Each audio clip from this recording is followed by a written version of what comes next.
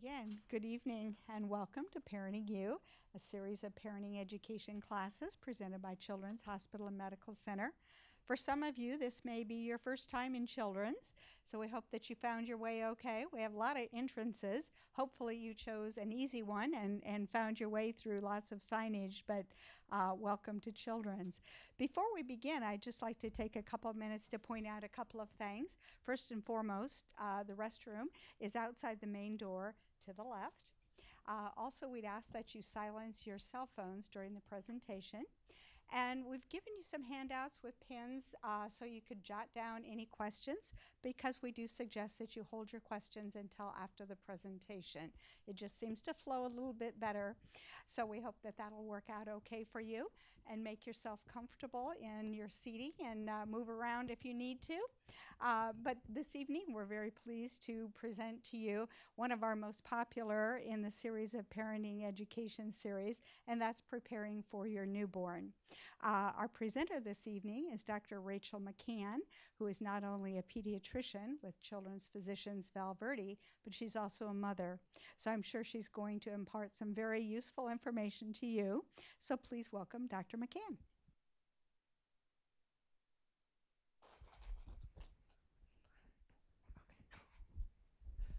Thanks for coming, guys. Get it turned off. Yeah, okay. All right, well, I just want to send my empathy out to all you pregnant women who are surviving the 100-degree.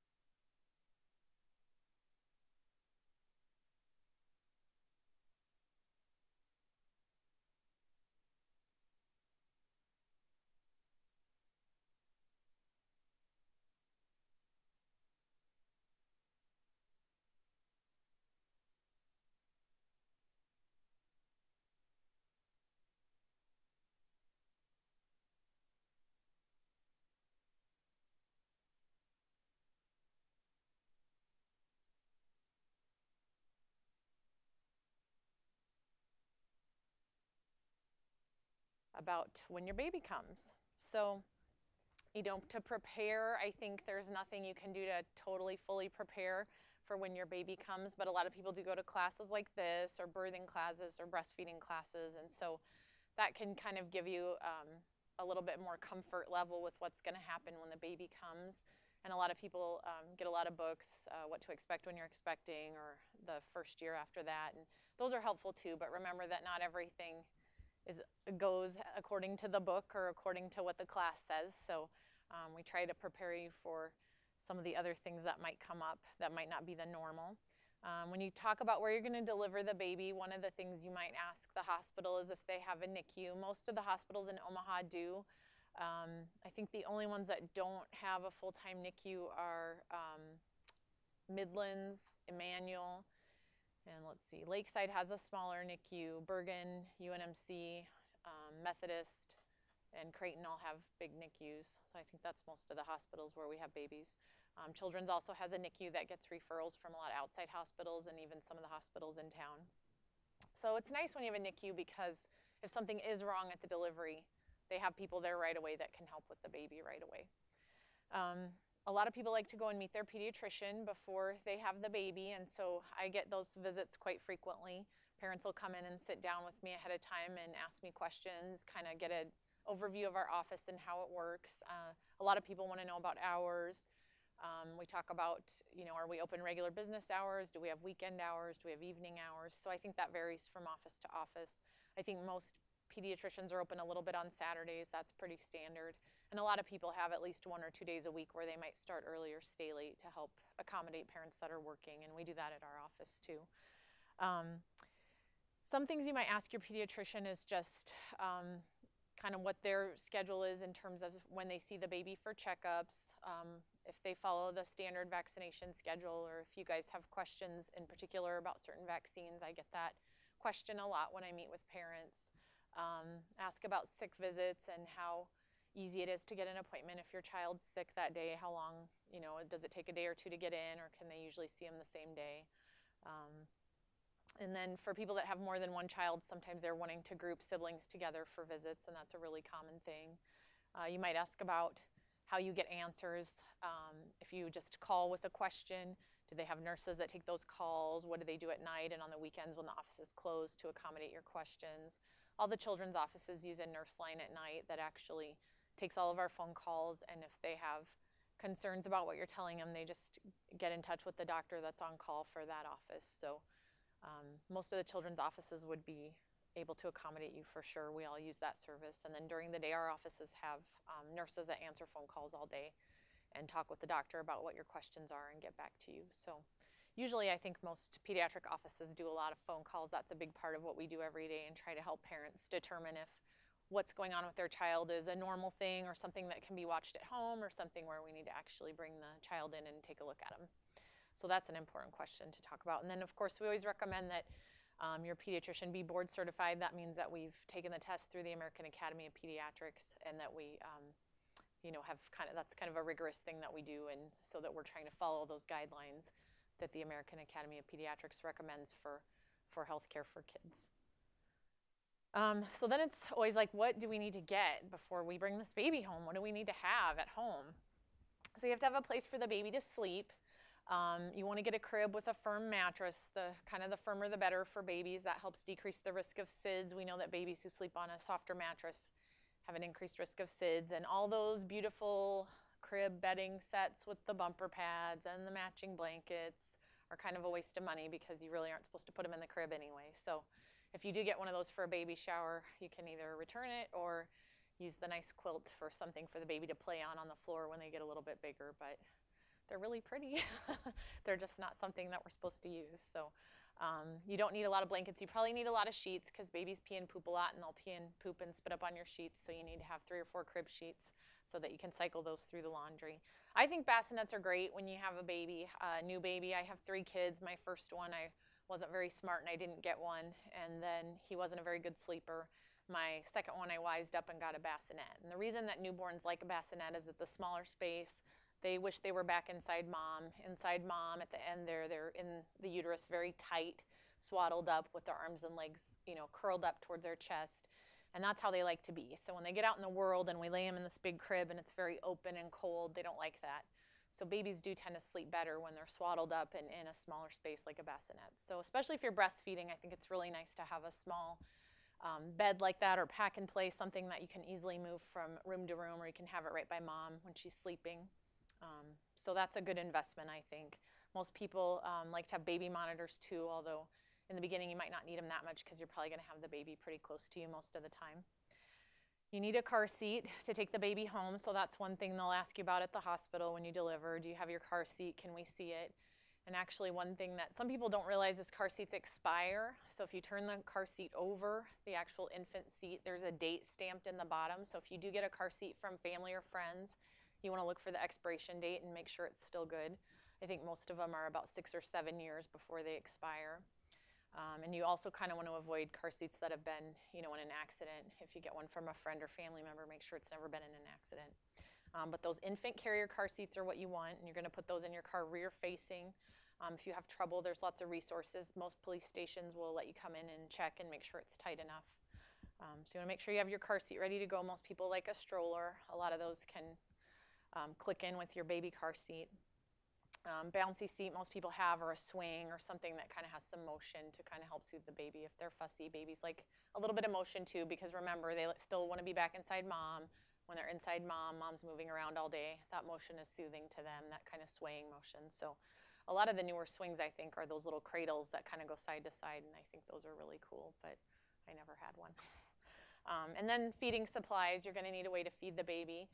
Most moms now are breastfeeding, and that's what we encourage, but if there ever is a time when mom's not able to breastfeed, or they need to supplement a little bit, or dad's going to help feed, or mom's going to be gone for a little bit, it is nice to have just a little bit of supplies to feed the baby if you need to. And if mom's going to breastfeed, a breast pump.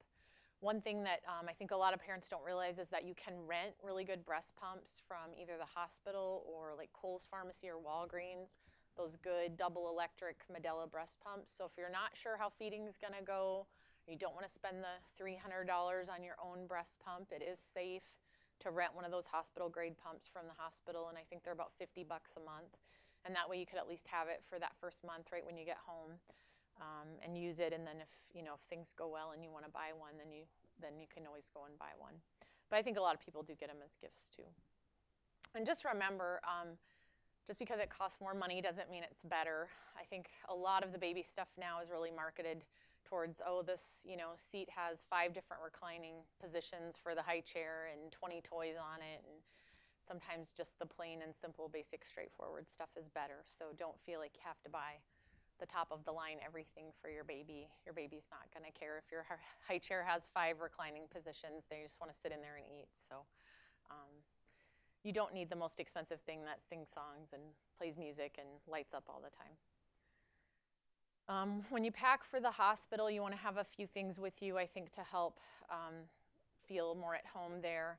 I think for mom, you want to make sure that you have a pair of pajamas or something besides that old hospital gown to put on after you're done with the delivery and kind of recovering, because you're going to have lots of visitors, and so the hospital gowns are kind of awkward. If you are going to breastfeed, it's really nice to get a pair of those nursing pajamas or nursing bra so that you can nurse more discreetly if you have people visiting, or bathrobe that you can put on over your hospital gown. Flip-flops or some kind of slippers are good too, so that when you're walking around in the hallway, you don't have to walk in your bare feet. So some slippers or flip-flops are good. A couple outfits for the baby, at least one to go home. They'll kind of put the baby in those little t-shirts the first day or so, but most people bring a couple outfits. If you are going to breastfeed, I think it's a really good idea to bring your nursing pillow with you, Bobby pillow, or there's a couple other ones. My breast friend is one, because you're going to want to work on breastfeeding while you're there with lactation, and those can really help you position the baby better. And then whatever electronics you need for pictures and videos and calling family, camera, laptop, cell phone, things like that. And then your car seat, obviously. So you'll need your car seat before they'll let you go home. So those are a few things. Some moms like to bring an iPod or something so they have nice, relaxing music to listen to while they're in labor.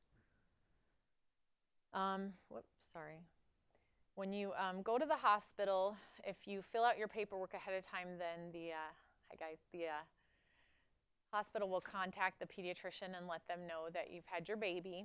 So you don't need to worry about calling us yourselves. The hospital will take care of that. When you deliver, the nurses and doctors are going to assess the baby there right after delivery. Usually the labor and delivery nurses do that if there's no problems, and assign APGAR scores, which just are a quick marker of how the baby's doing right at that moment with their breathing and heart rate and color. If the baby's good and there's no issues, the baby's breathing is fine, heart rate's fine, temperature's fine, the pediatrician will usually visit in that first 12 to 24 hours after they're born, depending on what time they come. Most of us make rounds first thing in the morning, so if you have your baby at 4 in the afternoon, most likely you won't see the pediatrician until the following morning unless there's a problem.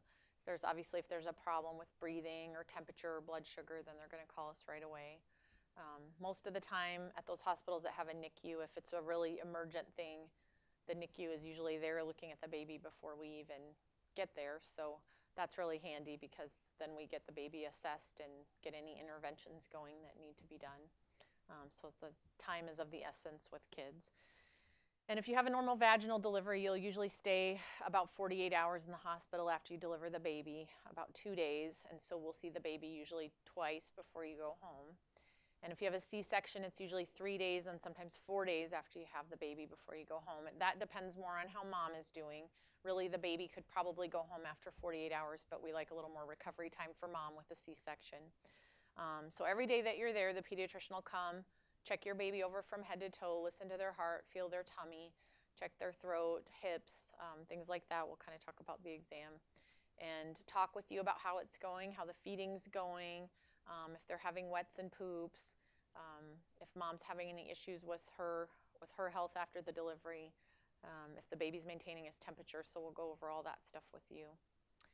I kind of talked about this a little bit already, but at delivery, we're going to suck out the baby's mouth and nose. We're going to stimulate him and kind of clean off all that coating that's on them inside mom. That's called vernix, that white cheesy coating. We're going to clean that off. Stimulating helps babies breathe. So you might watch the nurse do it and think, wow, she's being really kind of rough with that baby. But sometimes we have to be pretty vigorous when we stimulate them, and that's not going to hurt them. We rub their back really vigorously and kind of dry them off. That helps get them jump started so they realize they're in the world and they're supposed to be breathing. So we like to hear that good loud cry, and that's part of how we do that. And then at 1 and 5 minutes, they do those APGAR scores, which look at their color, their tone, their heart rate, and their breathing. and kind of their response to our interventions. And we like to see APGARs 7, 8, 9, 10. But whether your baby has a good APGAR or bad APGAR doesn't necessarily mean things are going to be good or bad down the road. Some babies just kind of forget that they're supposed to breathe right at delivery and might have a low initial APGAR, and we stimulate them, we remind them that they're supposed to breathe, and then they're fine. So that's just a little quick assessment that we do. After delivery, they're going to put some ointment in your baby's eye that helps prevent some congenital eye infections, and that's an antibiotic ointment called erythromycin. We also give 2 injections. Vitamin K is to help the blood clot, and that's something that helps prevent bleeding diseases in newborns. If you don't get vitamin K, the baby can actually have pretty severe bleeding, and one of the things we worry about is what we call newborn hemorrhagic disease, which is actually bleeding into their brain, and that can cause seizures and brain damage and even death. So that's obviously a worrisome thing. So I do occasionally have parents refuse vitamin K. I don't know why, because it's a shot or a medication and they're not comfortable with it, but really, we really strongly recommend it. It doesn't have a downside. The baby's body hasn't made all of its own clotting factors yet right when it's born, so this helps kind of get them through that first couple weeks until their own liver can start making the clotting factors that help their blood clot. So it's really a good thing for your baby. If you have questions about it, you can talk to your pediatrician, but I would talk to them about it ahead of time, because after delivery, when we get those phone calls, sometimes it's hard to get that all sorted out, and we want to get that vitamin K in them in that first few hours after birth. And then we do recommend a hepatitis B vaccine after birth. That'd be your baby's first vaccination. And the reason that we do that is because sometimes moms can carry hepatitis B and not even realize it. You should have been screened for that by your obstetrician, but sometimes our screenings can be a false negative, so mom could maybe be a carrier even though her testing was negative. And if we give that hepatitis B shot within the first 12 hours, that really helps prevent transmission to the baby. So that's another one that we strongly recommend, and we really don't have a downside to that. It gets in their system then, and they're protected, hopefully, from contracting hepatitis B if they were exposed. And so in the first 24 hours, most babies are alert initially after birth, and usually if you're breastfeeding, we try to get them on your breast within the first 30 to 60 minutes after delivery, because they're usually alert and they'll have a good breastfeeding that first time. We'll do a lot of skin-to-skin contact. That's a really important bonding time for mom and baby. And we're going to keep track of their temperature, their feedings, their wetting, and their pooping. And we'd like them to poop and pee at least once in that first 24 hours. If we get over 24 hours and we haven't had any urine or we haven't had any poop, then we start to get a little bit concerned. And so we might look into that a little bit further depending on if there's anything else going on with the baby. We might give them a little supplement to see if they'll pee. That's usually the easiest first thing to do. Sometimes if they haven't pooped, we just use a thermometer to stimulate, put it inside their bottom there and do a little rectal stimulation, we call it, and see if that'll get them going. But you're not going to nurse. You're going to hear a lot and read a lot in the books about you're going to breastfeed every 2 hours. But that first 24 hours, you're probably not. The babies get kind of sleepy after that first good breastfeeding. They're going to just be quiet and want to be held, and that's fine. You don't have to feel like you have to try to get them on there every 2 hours. You're going to kind of follow the baby's cues. When they're awake and starting to root around, then you're going to try to put them on there. But it's also time for mom and dad to just hold the baby and bond with the baby. Try not to be overwhelmed with visitors, because some people want to come immediately as soon as the cord is cut and see the baby, and I think it's fine if you tell them to wait a couple days. Your baby's still going to look like a baby in 2 days, so you don't need to have everyone congregate at once if you don't want to. And if mom needs a nap, it's fine to send the baby to the nursery for a couple hours. That's not going to mess anything up. So if you feel like you're just kind of overwhelmed and you need to just turn the lights out and go to sleep, don't feel guilty about sending your baby to the nursery for a couple hours. That's why they're there. That allows the nursery to actually get some testing done and assess the baby, so it's certainly not a big deal at all. As far as feeding, I've been kind of throwing a lot of comments about breastfeeding, but there's 2 choices. You can do breast milk or formula.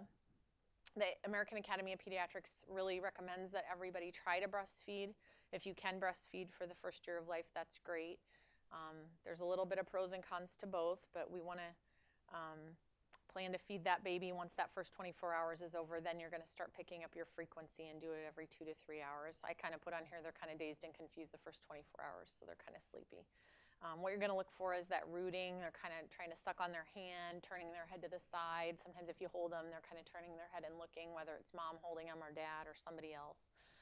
So those are the signs kind of before they're really screaming hungry that you want to look for as cues that they're ready to eat. Breastfeeding is natural and cheaper. The first 3 days after you deliver, mostly what you're going to be giving the baby is colostrum, which isn't very much. It might only be 10 or 20 milliliters for a whole day, so that's not even an ounce. A lot of moms worry. They say, well, I don't think the baby's getting anything. We expect that your baby's going to lose weight after they're born. All babies do. That's kind of the way that nature works. And so it's okay. We want you to nurse. We want that baby to get the colostrum. Putting the baby to your breast is what's going to tell your brain to start making milk. So we want to go ahead and do that. And we expect your milk to come in around day 3 after delivery or day 4 sometimes. But colostrum is still really, they call it liquid gold because it has lots of antibodies in it and good fatty acids. And so don't worry if you feel like your baby's not getting that much. We monitor their weight, so we make sure they don't lose too much weight. There's kind of an amount that's safe, an amount that's worrisome, so the hospital keeps track of that for us every day, and we check on that. And it is, hopefully, it'll be a good bonding time, a time for you to rest, hold your baby, look at your baby, relax with your baby, and just have good bonding. And all the hospitals in town have lactation specialists, and pretty much their routine is that if you're going to breastfeed, they're going to come in and try to help you. So we would strongly encourage you to work with lactation if you're planning to breastfeed. That shouldn't be a problem when you're in the hospital. But if you have problems when you go home, maybe the milk's not coming in very well, or the baby's not latching well, or we've had a bigger weight loss than we would like, then we can definitely get you hooked back up with lactation after you go home. There's several different resources with that to help you get the breastfeeding figured out. So I always tell parents, you know, any breast milk you get is better than none. We're here to help you. We don't want to pressure you if you decided it's not for you, but if you are interested in breastfeeding, we're here to help you any way that we can. Whoops. So for formula, some moms do like that because they feel like it's not all their responsibility. Dad can help feed the baby. I think formulas have come a long way. They're trying to make them as close to breast milk as they can get. So now all the formulas have these fatty acids in them, DHA and ARA, which are 2 fatty acids that we find in breast milk that are important for brain and eye development. And now they've started to add these probiotics, which are good bacteria that we all have in our intestines that help regulate our digestion. And so those are also found in breast milk. So now they're trying to put probiotics in formula. There's lots of different kinds of formula. Parents always ask me, well, which kind should I use? And I usually tell them one of the major brands is fine. Usually Enfamil, Similac, or Good Start are all fine choices. The standard infant formulas are milk-based, cow's milk-based, and then they have all these different special formulas, soy formula, what they call hypoallergenic formula, which doesn't have milk or soy in it. They have some gentle formulas, which are still milk-based, but the proteins are more broken down. They have thickened formulas for spitty babies, so the formula stuff can get really confusing. So my one point to you about formula is that I would kind of start with one of the standard ones if you're going to go that route. If you feel like your baby's having trouble with spitting or gassiness or trouble pooping, I would talk with your baby's doctor before you just started trying all the different ones, because that can kind of drive you crazy. We usually like parents to give a particular formula about 2 weeks before they say it's not working or the baby's not doing well. So I've had some parents go to the store and just get all these different kinds, and they'll say, well, Tuesday I gave them this kind, and Wednesday I gave them this other kind, and Thursday I did this other kind, and this day they pooped once. And, you know, it's very hard to kind of get a feel for what is wrong with the baby or what's helped or what's made them worse. So if you do feel like you want to change, then talk to the doctor about that.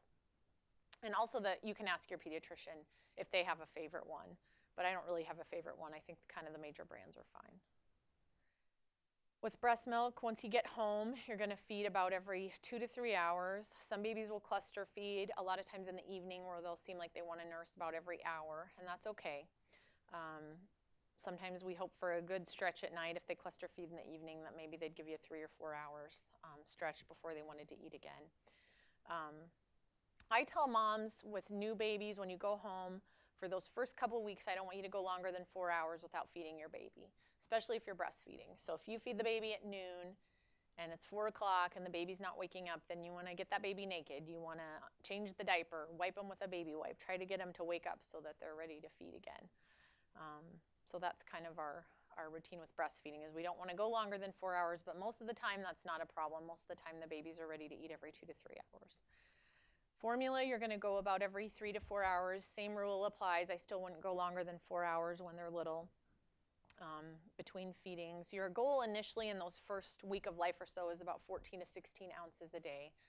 So that's going to be, 1 to 2 ounces every 3 hours roughly. Newborn tummies are not very big. They're about the size of a newborn's fist, and they will stretch and grow those first few days. But if you give a brand new baby who's only 1 day old 2 ounces of formula, they're going to spit it back up at you. So you're going to go slow. If you're formula feeding at the hospital, the nurses will tell you, oh, just give them a half an ounce or 3/4 of an ounce to start. So if we get too much in that tummy, it's just going to come back up. And bottles, you're going to look for just BPA-free bottles, which I think most of them are now. That's that plastic additive that we don't like. Some people use glass bottles, that's fine. You're going to use a slow flow nipple to start because the faster flow nipples for older babies, that's going to be too much of a rush or kind of drown your baby with milk if you do those fast flow nipples right away. And I think most of the bottles kind of come standard with a slow flow to start. Some things that we're going to do in the hospital while you're staying there, we're going to check, as I said, the temperature. We're going to make sure the baby can hold their temperature at a normal level. We're going to watch and make sure they've peed and pooped. We do a blood sugar after the baby's born to make sure that's okay. Sometime in that first couple days of life, we're going to check their hearing, and that's a law in the state of Nebraska. All babies have to have a hearing test. If you pass it, great. The hospital will give that information to your pediatrician, so we always note that in our new baby's charts that they pass their hearing screen. That way, if you come in when the child's 2 and say, they're not talking very well, I don't know if they can hear, we can look back and say, okay, they passed their newborn hearing screen, so that's reassuring. If you fail the newborn hearing screen, we'll send you off to get a repeat test when the baby's about 4 to 6 weeks old, and there's a few places you can do that. Children's, Boys Town are usually the main places that we send you for hearing test follow-up. So a few times a year I have a baby that fails. Most of those babies end up being fine when they repeat it later, but we do like to confirm it and make sure every once in a while I'll have one that truly does have some hearing loss. So we want to know that, the earlier the better, then we can intervene when the child's young. If you have a boy and you want him circumcised, that should happen when you're in the hospital. Sometimes pediatricians do that, sometimes the OBs do it. You should ask your doctor who's going to do it so that you get that figured out ahead of time. And then as I said, we'll weigh the babies every day while they're there. We get concerned if the babies lose more than 10% of their birth weight. So that's kind of the calculation that we're doing when we see that your baby's lost weight from when they were born. Those big 8 and 9 pound babies can lose like a pound or more before we get worried, but the little 5 and 6 pounders can't lose as much. So it's all based on percentage of weight loss.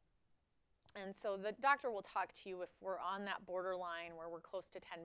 They'll talk to you about either getting you back with lactation to see how much the baby's really getting from you, pumping, supplementing pumped breast milk if you have some, supplementing a little bit of formula if we're just not getting anything from the breast. So there's a bunch of different ways that we approach that. It's kind of individualized based on what's going on with your baby. And then one of the things that we do now with all our newborns is we really monitor them for jaundice. Jaundice is that yellow-orange color to the skin. It's really common in newborns, and there's a bunch of different reasons. Jaundice is from a compound called bilirubin, which is in our red blood cells. Newborns have lots of red blood cells because their body had to steal oxygen from mom, so they had to have more red blood cells to kind of steal mom's oxygen when they were inside the uterus. And now, when they're born in the world, they don't need that many red blood cells, and those red blood cells start to break down and die, and that releases bilirubin, and bilirubin turns you yellow. Your liver is supposed to handle your bilirubin and get rid of it, but babies' livers are immature and they're not very good at it, so a grown-up could probably handle this load, but a little baby just sometimes can't keep up with how much bilirubin there is, and they can get very yellow. A lot of the jaundice is not a big deal, and their liver eventually catches up, and it's fine. We get worried if that bilirubin level gets close to 20, but we also worry about how old you are when that happens. Usually babies kind of have their peak level of jaundice around day 4 of life, and so if you're only 1 day old and your bilirubin's already 15, then that's really worrisome because by day 4 you'll be way over 20, and we don't like to get it over 20. There's lots of things we do to help with jaundice. Sometimes just getting more volume in them, peeing and pooping helps your body clear the bilirubin, so that helps. Sometimes if they're not too bad, we can have you put them in the sunny window if it's summertime like it is now, and the sunlight helps get rid of the bilirubin by converting it to another compound that's easier for your body to get rid of. And if they're really getting too high, then we actually do something called phototherapy, which looks like a little baby tanning bed.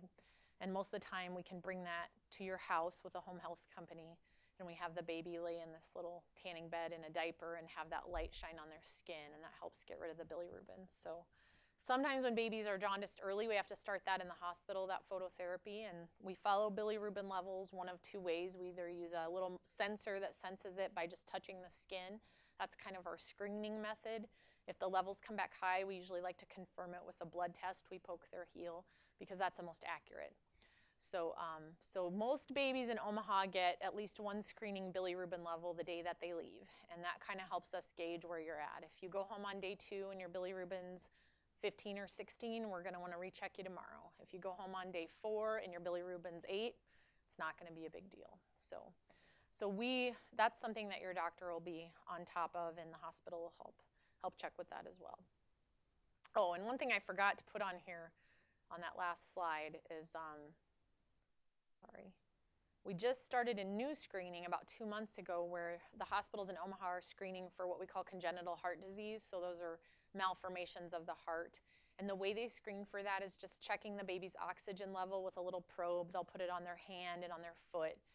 And we like that to be above 90, but also that the reading in the hand and foot is very similar. If it has more than about a 5% difference reading, then we'll repeat it, and if it continues to be abnormal, then sometimes we'll do an echocardiogram, which is an ultrasound of the heart to make sure the heart structure is normal. So that's a new thing that we found. That's kind of a recommendation, again, from the American Academy of Pediatrics. It's a really easy test, painless, simple to do, and can pick up some heart disease that we might not otherwise pick up until the baby's really having trouble. So it's kind of a way to screen and be proactive for that. So that's one thing that'll happen to your baby as well. You might not even know it because they'll do it real quick in the nursery sometime when they're in there giving the baby a bath or something. But in case your doctor would mention that they failed it, then you'll at least know what they're talking about, and you can kind of ask about what the next step will be. Circumcision is up to you. I'm completely neutral on circumcision as far as what my parents want to do with their children. There's maybe a tiny bit of decreased risk of urinary tract or bladder infections if they're circumcised, and there's a decreased risk of penile cancer, but penile cancer is so rare that it's really kind of a negligible decrease because we just don't see very much of that anyway. Some people are doing it for religious reasons, so I really don't care. If parents want it done, it's fine. If they don't want to do it, it's fine. We just want to make sure you know how to care for it either way. If you do have a circumcision, they're going to do that sometime while you're in the hospital with the baby. And as I said, your OB or pediatrician will do that depending on what their preference is. We usually have you put Vaseline on the penis then after the circumcision. You do that with every diaper change until it heals. The skin is going to look swollen and scabby and yellow and kind of scary for those first couple days, and you'll think, oh my gosh, what were we thinking? We shouldn't have done it, but it's normal. We just keep the Vaseline kind of really slathered on there so that the diaper doesn't rub and irritate that skin that's kind of raw and trying to heal. When you wash it, you're not going to scrub on it. If you need to clean it because it has some poop on it, you're just going to take a wet washcloth and kind of drip it over there and kind of rinse it off. If you have persistent bleeding of the circumcision, that's something you'd call your doctor about. That's pretty rare, maybe once a year. I have a patient that has that. And so they'll kind of show you, they'll send you home with Vaseline, they'll show you how to do that in the hospital before you leave. But usually by 1 to 2 weeks of life, it looks normal. So it just takes a few days to heal. So I kind of talked about jaundice already. We talked about the increased bilirubin, the immature liver, and it peaks on day 4. We get concerned if it's close to 20. And so then we'll go home on day 2 to 4, depending on what kind of delivery you had. I like to see my newborns 1 to 2 days after they go home. And I'll tell parents on the day that they leave, I want to see you tomorrow. I want to see you Friday in clinic. This is why I want to see you. We're looking at the weight. We're looking at the jaundice. Sometimes we have home health go and see you. If we have a jaundice issue in the hospital, we can set up home health to see you right away when you go home. So it just kind of depends. Every baby's different. Our plan is different depending on what's going on with your baby. But most babies, we like to see a couple days after you leave. When you get home, I think you're kind of wired. You're kind of that overtired, hyped up feeling because you've been up for 2 or 3 days straight and not really had more than an hour or 2 of sleep consecutively. So you need to just try to relax, sit down, rest, hold your baby. When the baby's sleeping, you need to try to sleep and rest, especially mom, especially if you're breastfeeding. So, don't worry about what time of the day it is. A lot of moms say, well, I don't want to take a nap. I can't nap during the day. But it does help also with your milk supply if you're breastfeeding. An overtired, stressed mom is not going to make as much breast milk. So when you go home, you need to put your feet up. You need to drink lots of water. And you need to rest. Don't worry about the dishes or the laundry. That's why dad is there with you. Or maybe grandma will come help with that. And I think when you have your first baby, which I'm guessing a lot of you haven't had a baby yet, the reaction from your family who loves you is that everyone wants to come and see the baby immediately. And so you feel kind of rude saying, no, don't come over, but that baby is still going to look like a newborn in a week. So if you're exhausted, if you had a hard labor, if you had a tough recovery, it's okay to say, no, we're just really tired today. Why don't you call us in a couple days and we'll see how it's going? Because people are going to want to drop in, and it's hard. Then you feel like you need to entertain them and pass the baby around. And if mom's breastfeeding, then she feels awkward about leaving to go feed the baby when the people are there to see the baby. So just don't feel rude about that. If you're not up for it, you're not up for it, and the baby's still going to be a baby in a week. So don't worry about that. And then we kind of talked about when you go in that first office visit, that's one of my favorite visits because I get to see how things are going since you got home. I'm usually seeing people on day 3 or 4 after the baby's born. You're at your most tired. Mom usually cries, so it's fine if you cry during that office visit. Sometimes I almost cry because they're just so stressed and tired, and I feel so bad for them. But we're going to weigh the baby. We're going to see where the weight loss is at. If they look yellow, we're going to check the jaundice with a heel poke. We don't have that monitor in our office. I don't think very many clinics do because they're pretty expensive, and the blood test is more accurate. So if your baby looks jaundiced to us or we need to follow it up, we're going to do the heel poke. And we're going to see how feeding's going, and that's the time where I say, okay, well, you've lost 9% of your birth weight. What are we going to do? How's feeding going? Do you think your breast milk's in? Do we need to get you back with lactation? So those are all those visits. So when you come to that visit, that's kind of what we're going to focus on. We'll check the umbilical cord. We'll check the circumcision. We'll kind of look the baby over from head to toe again. But that's a hard one because you're really tired then. So we're just there for moral support. We're going to be your cheerleaders, and we're going to help you get through it. And if you have any questions, write them down because you're sleep deprived. So sometimes you think of a question the day before, and then parents will get there and say, oh, I had this question, I can't remember. So a lot of parents find it helpful to keep a little notebook they kind of mark down when they fed the baby, how many wets and how many poops they had, because we like to know that. And then they'll kind of jot down any questions. And that way you can bring that along, and I can look at it and see, okay, you fed about every 2 or 3 hours, and you had 3 wets, and you had 3 poops, and it helps me too. Usually when your baby goes home, you're going to see that poop start to turn colors. That's another question I ask. When you're in the hospital, the poop is that meconium, very black, sticky, tarry stuff. Once the baby gets all that out and starts getting breast milk or formula, and that starts going through them, then the poop is going to change. Breast milk poop is usually kind of a mustardy yellow color. It looks like it has little seeds in it. So usually by day 3 or 4 or 5, you should be having some yellow, seedy looking poops if you're breastfeeding. Formula feeding, it kind of depends. Some babies are kind of a green or brown poop, and they'll go once or twice a day, and some formula-fed babies still have yellow mustardy poops that are frequent, so that's a thing that we'll ask about. So then if your baby looks good and everything's great, we'll say, okay, go home and we'll see you when the baby's 2 weeks old. But if you're having trouble, sometimes we have to see a couple more times in there to see what's going on with the jaundice or the feeding. And then we always want to see all our babies back at 2 weeks. And HCM stands for healthcare maintenance, so that's another checkup basically is what that means.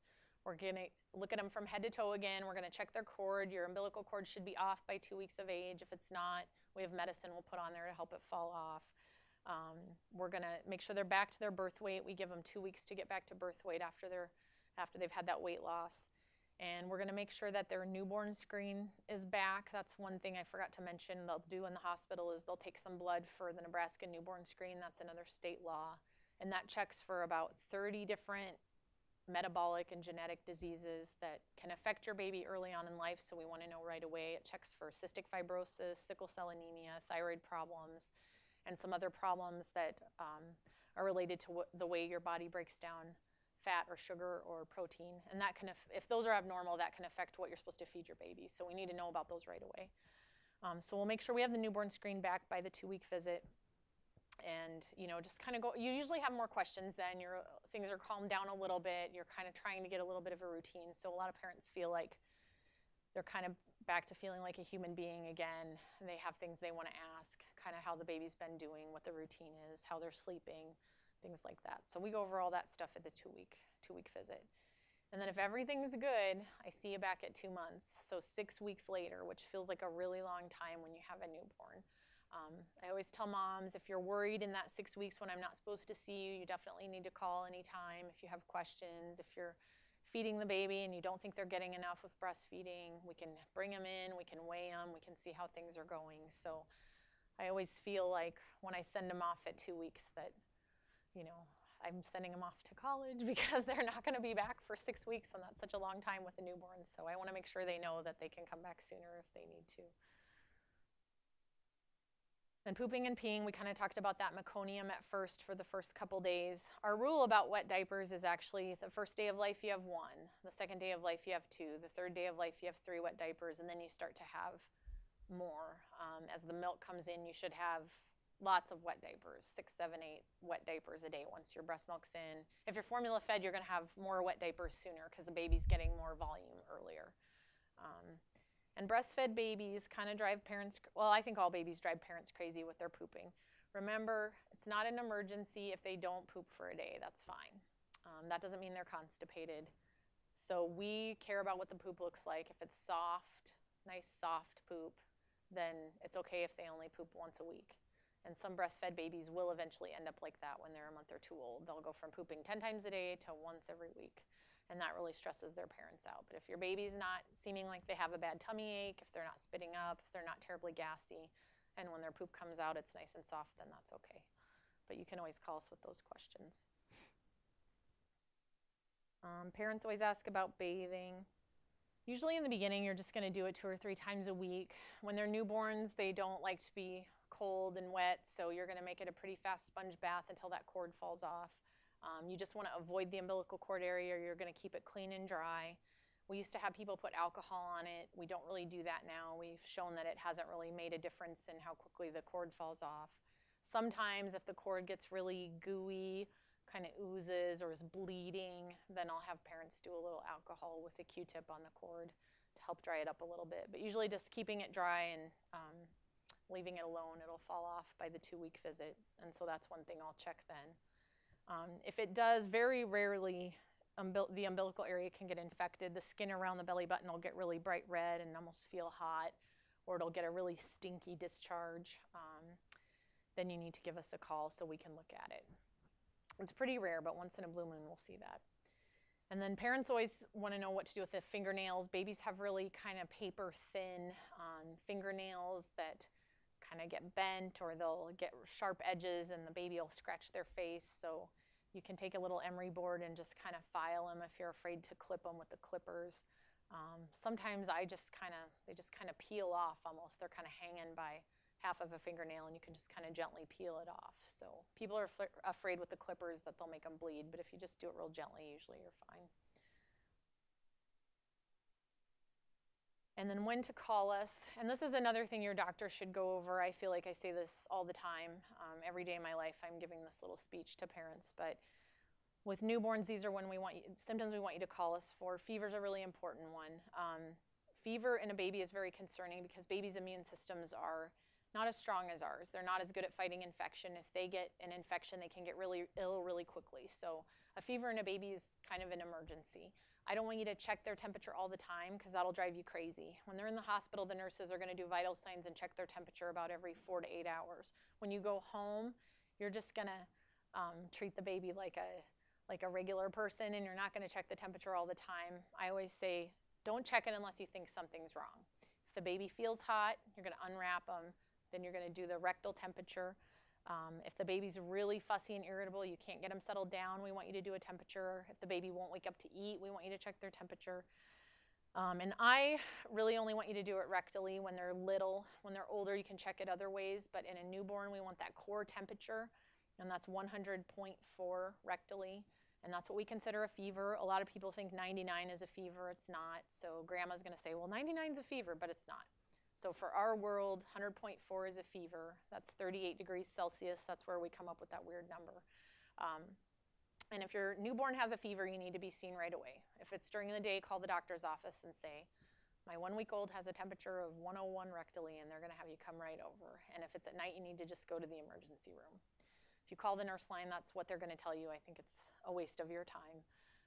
I always tell my parents, if it's possible, come to Children's, and that's not a plug for Children's. It's just that other ERs sometimes don't see a lot of newborns, and they get really nervous when they see a sick newborn. And sometimes the treatment that they need can get delayed just because they don't have all the stuff that they need. So if you are in decent driving distance, you'll just get a quicker, easier kind of result if you go there. And in addition, we have to keep babies who have fever in the hospital for a couple days while we run some tests. So if you go to a hospital that doesn't admit little people, you're going to end up here anyway. So it'll save you an extra trip. If the baby's not breathing, they're turning blue, then you're just going to go to the closest place that you have. But if it's just a fever and they're still alert, color's good, then we'll have you come here. The jaundice going up, we want you to call. Most of the time you're going to kind of have a plan for that because you're going to know what it was when you left the hospital, and you're going to be coming into your pediatrician. But I always say, wow, if you wake up in the morning and your baby looks like a pumpkin, you need to call me right away. Baby's not waking up to eat. Sometimes jaundice makes babies really sleepy, but illness can also make them sleepy. So if your baby was normally eating every 2 to 3 hours and now all of a sudden it's been 7 hours and you cannot wake them up, then you need to call us because that can be a sign of illness. Vomiting that's projectile, that one is a little bit kind of a more difficult one to quantify because a lot of parents call any vomiting projectile, I have learned over the years. So we think about things that would obstruct the bowel, that would cause really forceful vomiting where it's shooting across the room and hitting dad. Babies that just kind of dribble or spit out is not really projectile vomiting. We worry also about green throw up that looks like bile because that's another indication of an intestinal obstruction. So if you ever have green throw up, you need to call us right away. But if you have a lot of vomiting, it's still a good idea to call. Sometimes when moms are breastfeeding, their nipples will be really sore and cracked and they'll bleed a little bit. And the baby can swallow some of that blood from mom's breast, and then the baby will spit up and it'll have blood in it, and then that's very alarming to their parents, and they'll think, oh my gosh, why are they spitting up blood, and they'll rush them in. And that's actually probably not that big of a deal because usually that blood-streaked spit up from the baby is usually swallowed maternal blood that just came back up. So definitely give us a call, but usually it's not necessarily a need for an ER visit or panic because we do see that a lot. And especially if mom says, oh yeah, I'm really sore, my nipples have been cracked and bleeding a little bit, then that's usually what it is. That soft spot on the top of their head, if it's bulging up, you can see it without touching it, you can see the stuff bulging up, then that's a sign sometimes of meningitis, so we need to see them right away. A baby that's just inconsolably fussy, you cannot calm them down. You've fed them, you've changed them, you've rocked them, you've made sure they weren't too hot or too cold, then you need to call us because that can also be another sign of illness if you have an inconsolable baby. And then just make sure that everybody is healthy and washing their hands. When you have visitors, if people are sick, they should wait until they're better to come and visit your baby.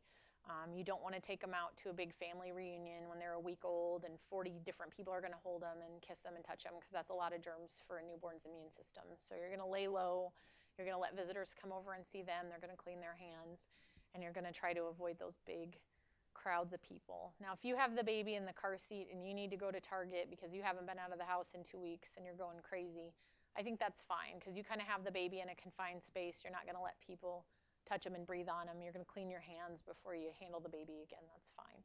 But just try to avoid getting them passed around to lots and lots of different people.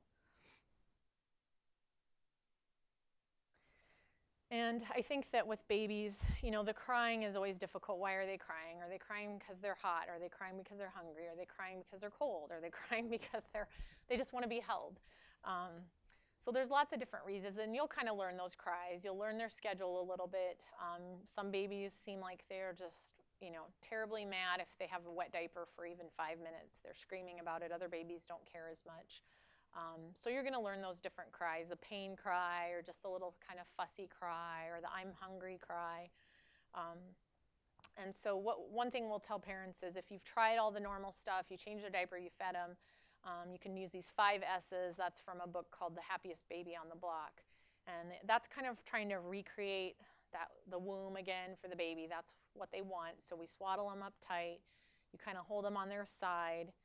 You sway with them, kind of that swaying motion that mom would have had when they put swing here, but it's more of a swaying motion and kind of that shh, shh, shh sound, that shh, shh, shh. And they can have something to suck on, a pacifier or your clean finger or their own hand.